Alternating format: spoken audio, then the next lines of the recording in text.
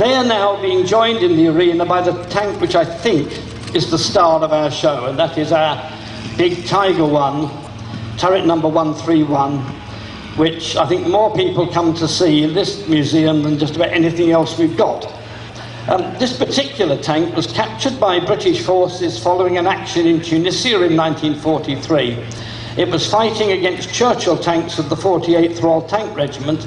It had a couple of glancing blows which didn't exactly disable it, it was still in working order, but which at least seemed to have panicked the crew into abandoning it. Has a crew of 5 normally, and they all got out and legged it, leaving us with a complete Tiger tank.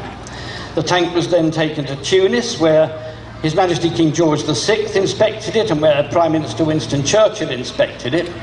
Then came back to England, and like Schnook at the end of the First World War, it spent a little while on Horse Guards Parade for our people to admire. It was then taken to Chertsey in Surrey, where they took it to bits to try and find out how it was made, and then finally came in here. It's been followed around the arena, by the way, by 2 German half-tracks, armoured half-tracks, the little 250 recce vehicle and the big 251 armoured personnel carrier, also both the property of the SDKFZ Foundation. Their vehicle is worth looking at. They'll be around again in a minute. So let's get back to the Tiger. One thing you'll see as it comes towards you is the enormous width of those tracks. The thing weighed 56 tonnes, and in 1942-43, when they first appeared, that was a tremendous weight. It's powered by a Maybach V12 petrol engine, and if anybody tells you German tanks of the Second World War were powered by diesel engines, you may happily say rubbish or any other suitable word that comes to mind. They almost all had petrol engines. I think we've got 1 armoured car in the museum with a Tatra diesel in it, all the rest are petrol. There's the Tiger displaying its rotating turret. Well, they're both mechanically operated turrets, and in both cases there's what you call a turret floor, so that the crew are carried round, you don't have to scurry round after it.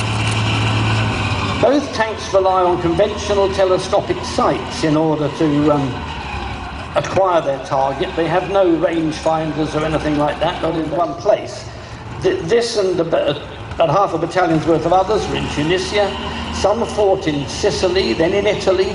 There were others operating in northwest Europe and on the Russian front. So even with 1,300 spread thin, there wouldn't ever be that many Tigers in any one place. Side of the tank, plus all the extra tin work, and only then, having put on narrower tracks, was the thing slim enough to climb onto a train, and that was a real hard labour.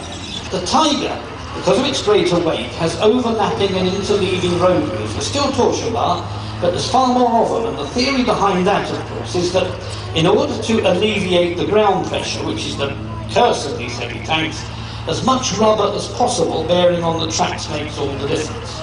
The Tiger was armed with a high velocity and very accurate 88mm gun. It had a coaxial machine gun, we had a look at coaxial things this morning, plus a hull-mounted machine gun. And to the right of the driver, you see the band of spare tracks there across the front.